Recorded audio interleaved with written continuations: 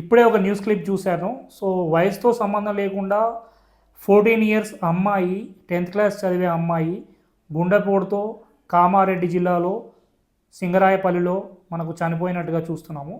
So ఇంత చిన్న ఏజ్లో 14 ఇయర్స్ ఏజ్లో ఎందుకు హార్ట్ అటాక్ వచ్చి ఆ పాప చనిపోయింది? బికాజ్ ఆఫ్ ఫుడ్ హ్యాబిట్స్ ఒకటేనా? అంటే మీకు కొలెస్ట్రాల్ ఎక్కువగా అయిపోవడము అండ్ మీరు తీసుకుంటున్న చాక్లెట్స్ కావచ్చు, కేక్స్ కావచ్చు, ఇవన్నీ కూడా హార్ట్ బ్లాకేజ్ చేయడం వల్ల హార్ట్ అటాక్ రావడం కొన్ని కేసెస్లో చూస్తున్నాము.